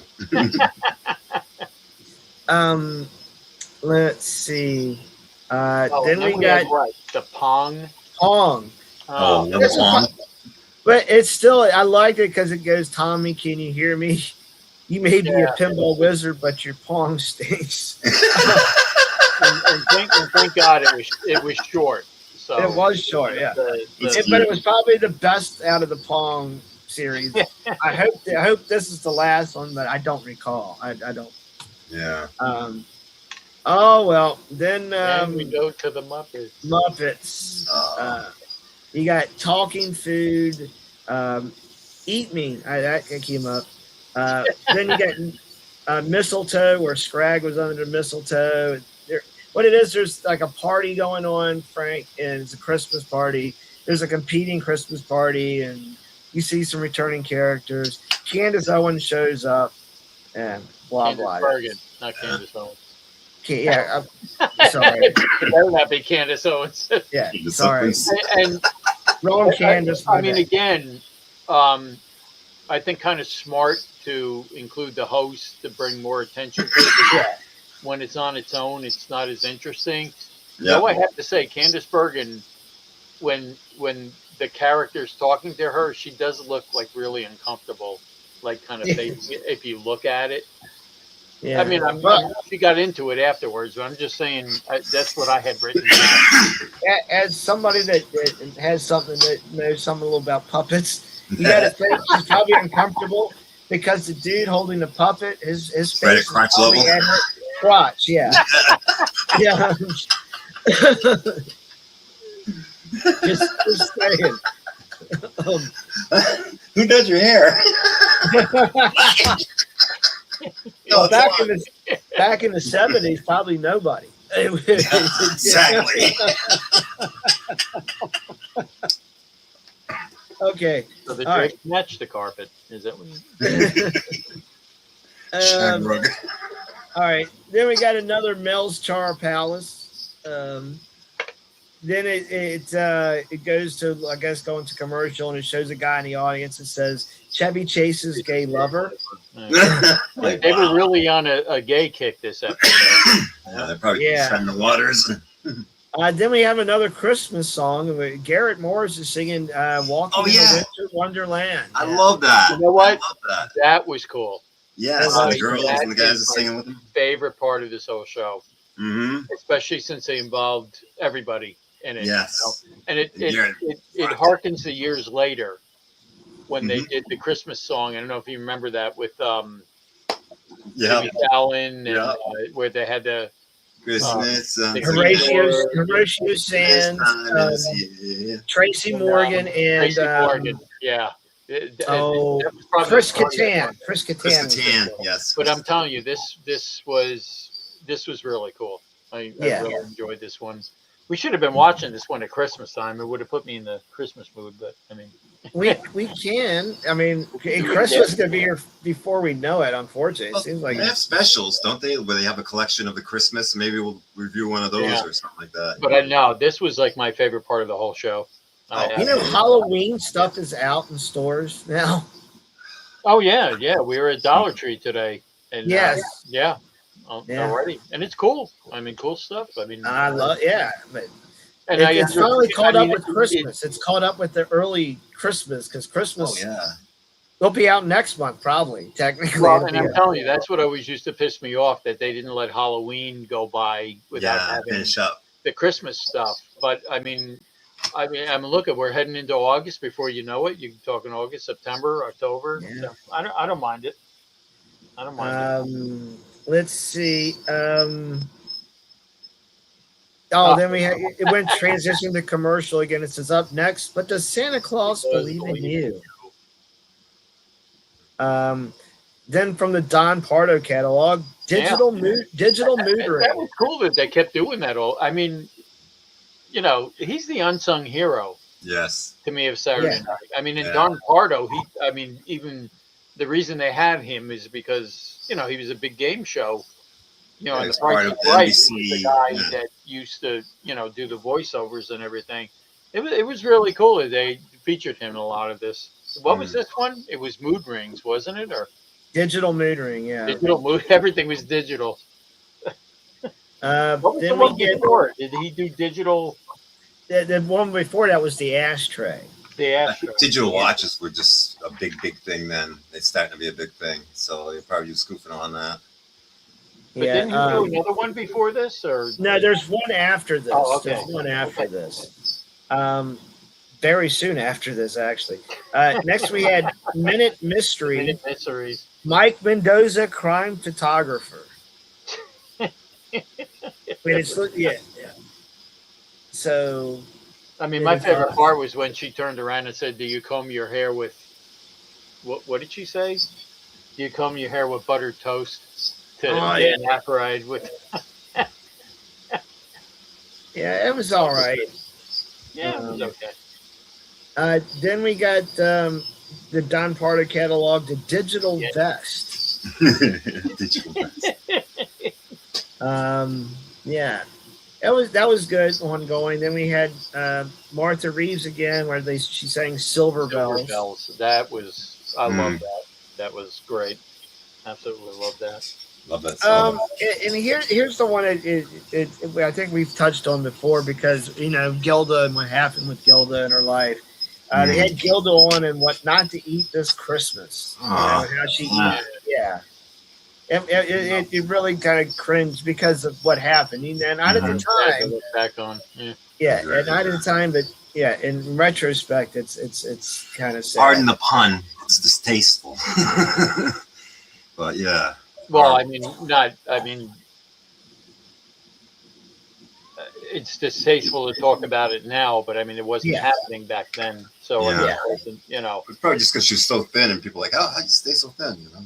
Wow. Yeah, I mean, I'm sure nobody knew about it. You know, I Yeah. don't know. Did it go back that far, or with her, or was it later on? I don't know. Yeah, I mean, because I'm sure if anybody knew, they wouldn't have done anything like this.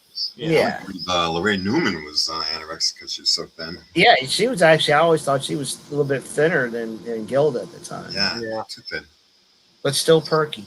And then, It's cold in that studio. Speaking of Lorraine, 8H is a very cold studio at 30 Rock. Yeah, speaking of Lorraine Newman, we have the Fritzy Kringle Show, and it's about cookies, right? But I swear to God, when I first heard that, I could have swore she said "Good evening, coochie lovers," and that's what. But it's cookie lovers. I had to go back and rewind and listen to it You got again. your fingers crossed. Well, I hope it's I mean, and the thing that I have to say about this skit, it was, I mean, usually when Lorraine Newman did skits, she was almost basically her. This was really cool because it was like, how can I explain it? It was a different character for her, and it wasn't her. I mean, the accent was cool, and it was A heavier set costume. She was wearing an outfit that made her look bigger. Yeah, but not only that, but it was her voice and everything. It wasn't Lorraine Newman. You know what I'm saying? It to me showed the kind of range that she had, because every time she did a skit, it was basically her. You know what I'm saying? Well, except for The Exorcist, but I'm just saying this was different. It was good to see her stretch in this part, and it was I mean it didn't even sound like her. I mean, it really impressed me when I watched it. I was like, wow. I mean, she had a great range doing that. And we next we got Mel's Char Palace, the third spot. Then it goes to commercial, and it shows a guy. It says the wood carver for Edgar Bergen. Looks like I don't have to rewatch this all because I'll see all these commercials eventually in the and you realize you know who Edgar Bergen is, right? Yeah, oh yeah, ventriloquist. Yeah, he did the dummies. He's Candace Bergen's father. I mean, nice. That's why they put that in there. That's right. Cool. Yeah, that's her dad. She didn't have to write his name, that's for sure. She made a name for herself. Yeah. Then we had Maggie Kuhn of the Gray Panthers. Gray? That was really weird. I'm sorry. I can understand being a Gray Panther now myself. I can understand. I don't know. I thought it was cool. And I don't know. I mean, was this Candace Bergen doing this and bringing this out? I mean, was this her choice? It was cool. It was just way too long. It was. Yeah, I did like the Gray Panther sign off, and the sign off is "off your asses." And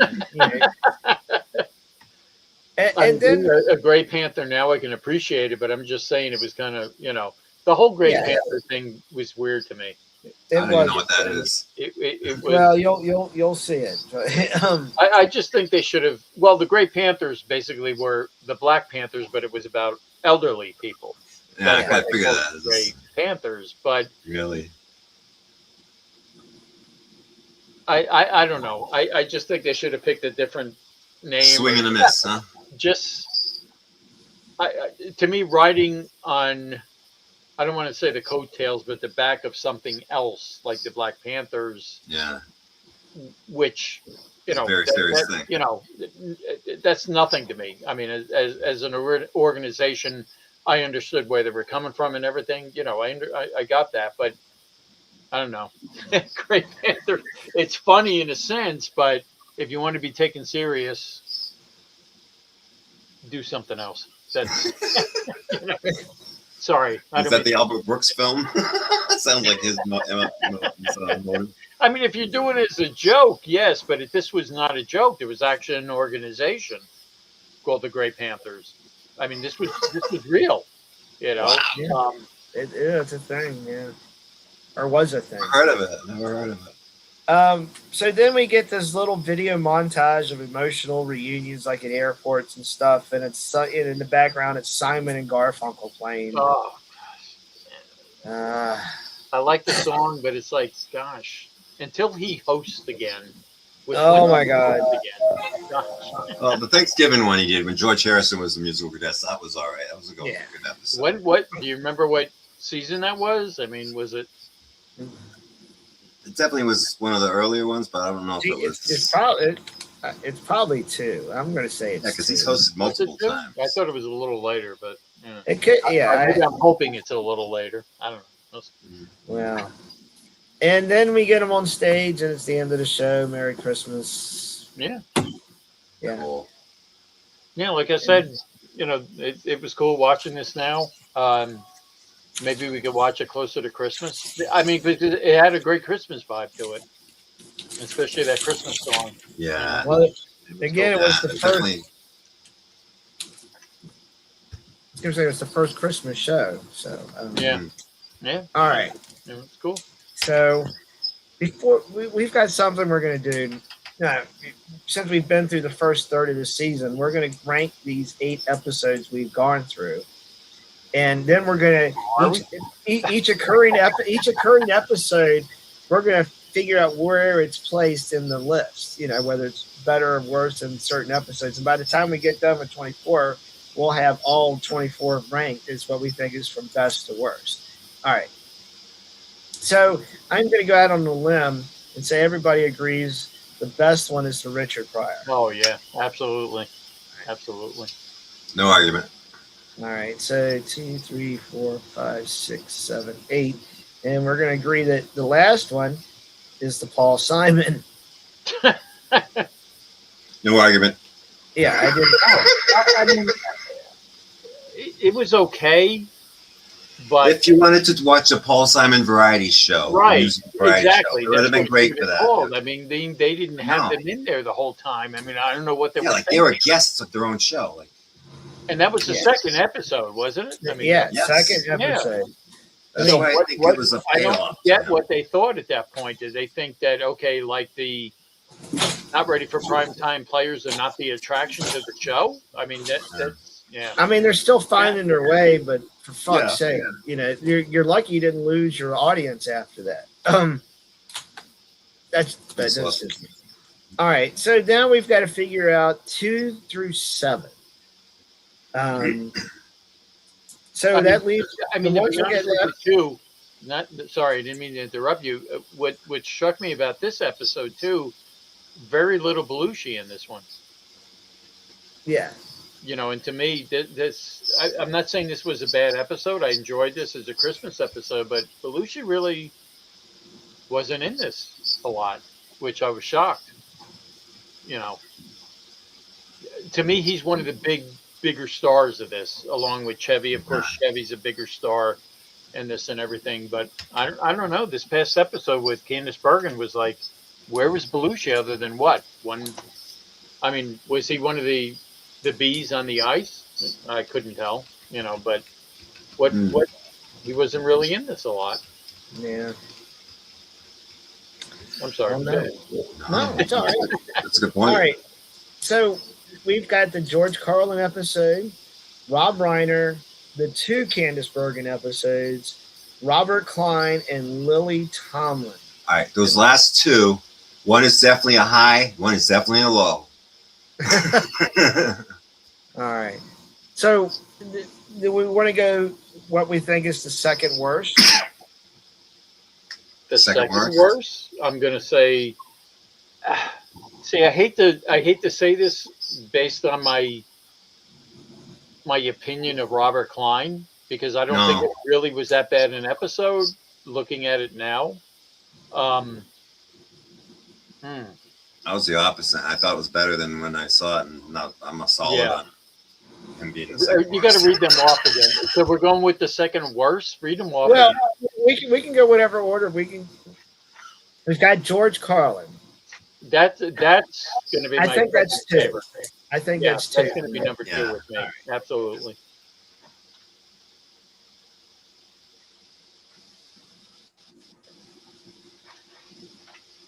All right. Then we've got Rob Reiner. All right. Is Rob Reiner better than the Robert Klein episode? Definitely better than Robert I don't want to Klein. look at this personally because I don't like Robert Klein, but I would put Robert Klein above Rob Reiner Really? as far as the episode goes. Well, as far as I'd only put it above because that was the first episode that actually took an actual modern, consistent format where they Yeah, had an opening and then only 2 musical appearances and things like that. And they actually did skits. No, they weren't always great, but Mm. yeah, his opening thing was annoying. I didn't like the Who? monster. Rob Reiner or Rob Klein? Rob Reiner, like his Rob whole Reiner, opening yeah. monologue. It was No, I actually would put the Robert Klein episode above Rob Reiner. So Oh yeah, because they had ABBA.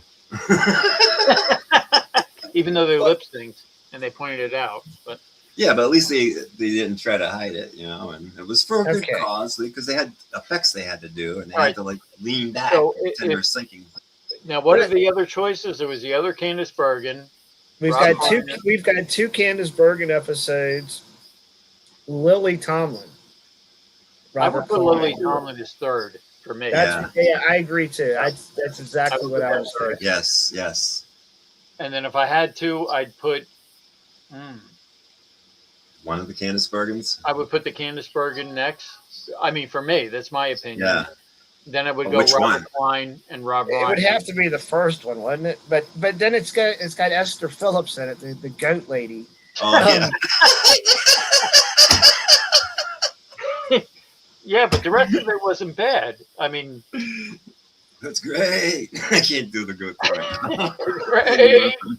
great. Yeah. It's from the bottom of the list. So here we are. We're trying to debate number 4. So you All right. think first So wait a minute. Candace, Let me get this straight in my head. We got Richard Pryor George Carlin, Lily Carlin, Tomlin, 1, 2, 3. and Lily Tomlin. Yeah. So then we're debating between Klein, the first Bergen, or even the Wouldn't it second better Bergen. I mean, to be honest with you, I'm going to take the one that we just saw now as number 4 for me. Yeah. This Candice Bergen. Yeah. I like this episode. All right. What do you think? What do you mean? All right. So there's one more that's missing. Which one is it? The 2, or is Well, it just down the list? We've got 2 Candice Bergen episodes. Back to back. Rob Reiner and Robert Klein. All right. All right. So far I've said Pryor, Carlin. We're all good on 1 through 3 and 8. What was 3? Lily Tomlin. Lily Tomlin. Okay. Yeah. So we got Rob Reiner, Robert Klein, and 2 Candice Bergen episodes. I'm going to put, to me, this Candice Bergen right now is number 4 to me. And to be honest with you, her first episode is, despite the goat lady, going to be after that because Robert Klein and Rob Reiner are going to be at the bottom. So yeah, I'm And with you then except for Paul the Simon. Candice Bergen. You flip them. You want to flip them. So you like the first Candice Bergen over this Yeah, one? but it's kind of if I'd like to take both episodes and just take the best parts of each one and say, yeah, that's the best episode there, and this one sucks. All right. Yeah, I gotta write this down. I'm forgetting it. So here's something I think we. So basically, we can between Robert Klein and Rob Reiner, we agreed which one was better. Oh, that's yeah. I'm kind of on the Rob Reiner over Robert Klein, but I'm not sure. Yeah, because I thought Robert Klein was good as a kid because I saw it when I was a kid, and watching it now, I was really disappointed because I felt like I was a kid, and there was a kid performance for a kid. That's probably why I liked it at 9 and not at 59. I feel Rob Reiner took more chances with his career as he tried to do things, and I felt like Robert Klein was safe. It felt like he didn't veer too much into like, oh, he's getting out there territory. It's kind of like. So what See, Mom and Dad, episode? I'm still safe. This was the 8th one. Yes. Okay, this is my list. Okay, Pryor, Carlin, Lily Tomlin, this Candice Bergen one, the Christmas one, then her first appearance, Robert Klein, Rob Reiner, and Paul Simon. That's Okay. my list. Yeah, that Paul Simon one. I mean, there was a few funny things, but yeah, no. And I'll put the Robert Klein episode over Rob Reiner. And like I said, that's saying a lot because I wasn't a fan of Robert Klein, but there was some good things in that episode that he did. all except for that, I can't stop my leg. I hate that bit. I hate that. And Jazz, I can't stop my leg. I can't stop my leg. and so Frank, you've got the two Candace Bergen episodes reversed, and then that would leave you with which ones? Klein over Reiner or Reiner over Klein? Reiner over Klein, as far as better. Oh, really? Yeah. And you're right. There were things that were good in that episode with Klein, but he just threw it off for me. I felt like I was watching an episode of Electric Company or something. I don't know. Or You Can't Do That. No, that's even better than that. Why, you Right. can't do that on TV? Oh, my gosh. Oh, I love that. It's a blast from the past. Jeez. Yeah, that was fun. Well, they had fun. Okay. All right, so what about you, Vintage? What's your lineup? Oh, I liked the Reiner episode. I liked, probably because I liked him, watching him more, doing what he was doing. It may not have hit with everybody. I kind of liked that one. Yeah. Because I would probably technically, I probably would have ran him fifth. I probably would have gone Candace Bergen the first episode, then Reiner, then this episode, and then Klein as seventh. But we all agree the Paul Simon episode was last, right? Oh, hell Oh yeah. yeah. Pryor was the best. And, So far. That's a high bar. He raised the bar way the hell up there. Oh, yeah. Well, they all did in that episode. So interesting. So we've got some differences of opinion. I think if we were to go on votes, I think the first Candace episode would be 4, and then Yeah, 5. you two agree with that, where I think this one was And better. then we're separate on 4 and 5. Like we've each picked something different, but I think if we did on votes, you picked Reiner, HJ, and me and Frank picked Klein. I think Klein would be 7 out of that. Actually, shouldn't we give them each episode a 1 to 10, and then after all 24 episodes, we'd say, all right, these are the 7s, these are the 8s, these are the 10s, these are the below. But we're going to end 5s. up with some ties at some point. Oh yeah, and then that's when we have to do tiebreakers between all the 8s and the See, 9s. My idea is something similar that I seen in Wrestle Talk when you're going over matches. What's the worst match ever? And then Up to point. and then whenever they did a new one, they take that episode and then you're taking your overall top 8 list, and then you're gonna figure where that fits. Is it worse than Paul Simon? Better? It's a better decline. And then each week we're gonna include each episode into this overall list once we agree what's 1 through 8. That's a good idea, because that way it keeps memories fresh of the whole season or whatever. Yeah. I'm not trying to make it difficult. So No. we are at 4, 5, and 6. At 4, 5, and 6, HJ has the Candace episode, the first one, then the second one, and then he had Klein and Reiner. But we agree now Klein is 7. Well, no, my 4 and 5, it's this Candace. Yeah. Okay. Then the first one. 2, and then the first one. Yeah. And then I had Robert, Robert Klein, Rob Reiner, and at the bottom of And the Frank barrel. is 1 and 2. All right. I could switch mine. I don't care. Like I said, they're And close. I've got Candace 1 as number 4, and Frank has Candace 1 at 4, and you have it as I have this one. 2. I So don't know, maybe because it was a Christmas one. yeah. Yeah. And I it's mean, I enjoyed the first one Oh, too. yes, that's right. I mean, that's why I picked this one. I Also, 'cause I really didn't see enjoyed the this whole episode overall. So what do you think? Candace gets the first the first one or the second one? second. Second? All right. Yeah. Candace, Except second. I didn't see the whole thing. Plus the Christmas shit. Yeah, I do remember that because especially the single Oh, song. it was a really cool episode as Yeah. far as I'm concerned. So I think it's going to go like this. Even though I like the Rob Reiner episode, I think it's going to go. He's going to go above Klein. So Well, for Richard you, Pryor. It yeah. goes Richard Pryor, George Carlin, Lily Tomlin, Candice Bergen, Christmas episode, Candice Bergen, first episode, Rob Reiner, Robert Klein, and then Paul Simon. Yeah, see, to me, Robert Klein and Rob Reiner are switched for me. But being you guys like the Reiner episode more than the Klein, that's it. Yeah. Hey, I switched my vote on Candice Bergen thing. Yeah, where do you want to go? You know? No, I agree. mean, This- you the know, newer one's better. I like the Rob Reiner episode, but just the Klein again. I'm not going by Yeah.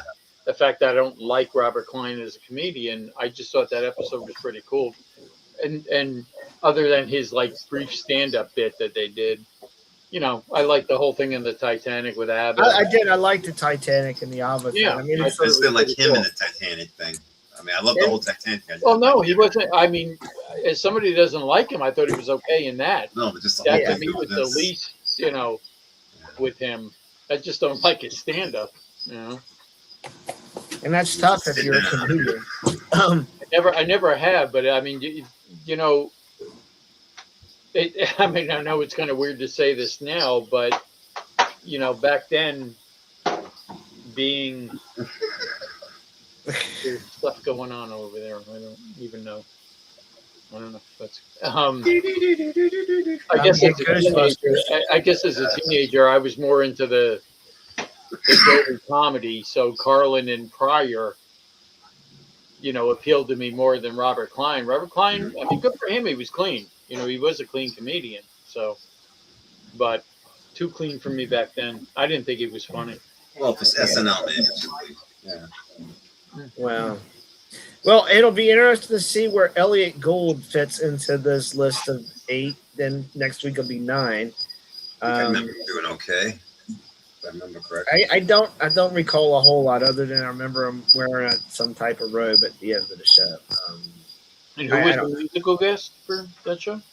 Let us see. I think is it Carly Simon?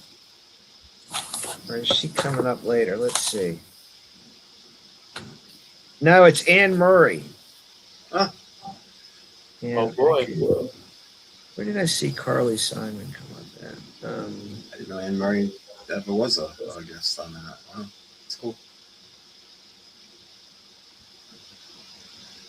Oh, Carly Simon shows up in the Madeline Kahn episode. All right. What episode is that? What number? Oh my God. 9, 10, 11, 12, 13, 14, 15, 16, 17, 18, 19. Wow. Yeah. So we're ways away from Madeline Kahn. All right, everybody. Thank you for joining us for our SNL review of the Candice Bergen Christmas episode. Next week will be Elliot Gould. Don't know if it'll be Monday or Thursday. I'm probably thinking it's going to be Thursday, but we'll see how it goes. And again, Monday we'll be here for The Amazing Spider-Man. We'll be here Monday at 7:10 Eastern. Come see us then. And see us next week when we review the 86th of Flash Gordon. And HJ can't wait. Yes, I can tell. Has one of the most amazing soundtracks for a movie because of Queen. Oh, I love the soundtrack. I love Queen. Absolutely, my favorite band growing up. Now, correct me if I'm wrong, HJ, but you have not seen Ted. Is that correct? No. Look at Frankson. I'm sorry. When we do that, my friend Tom has to join us because, like I said, he's the cousin of somebody, and that's in that movie. So What, for Ted or Flash Ted. Gordon? Oh, Okay. Ted. Yeah. So wait a minute. Are we doing Ted in the future? Or is this what you're saying? Is that your next? I think Ted may be in your future, but In the future. Ted has a huge Flash Gordon tie-in. Yes. Huge, massive. Really? Oh Yes. Oh yeah. yeah. Oh boy. And if you've not seen Ted, it is worth watching. You're gonna Oh laugh my your God. ass off. Well, and my reaction to this is a clue to my next 86 when I say, "Yay!"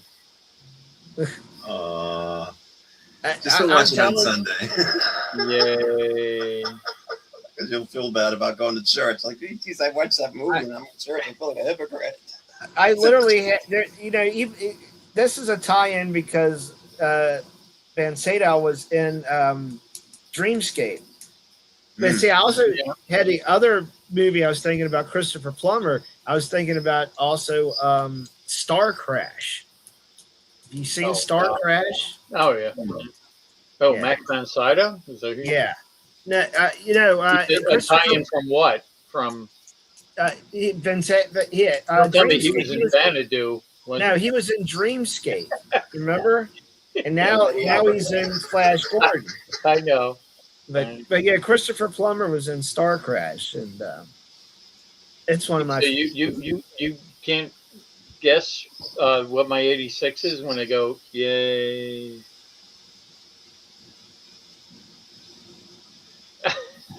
Okay. Then it's going to be a surprise. Okay, I'm Small Dynamite. And everybody rejoiced. Yay. Oh my Yeah. God. What the hell is that? Is that Adam Sandler thing? I don't know. Gosh. I don't know. I think I know it, but I don't know it. I don't know. Everybody Link rejoiced. something you've already Everybody rejoiced. Yay. Well, we're going to find out next week what this movie is. And we'll see. We hope to see y'all on Monday for The Amazing Spider-Man. Thank you for joining us. We love all your support and everybody that's been here in the chat, like Drac and Juke and Matt and Doc usually, and everybody. And Doc shares our stuff, and so does Juke. And oh yeah, we appreciate it very much, guys. Yeah, we sure do. So much. Have a good night, everybody. Check us out on Monday.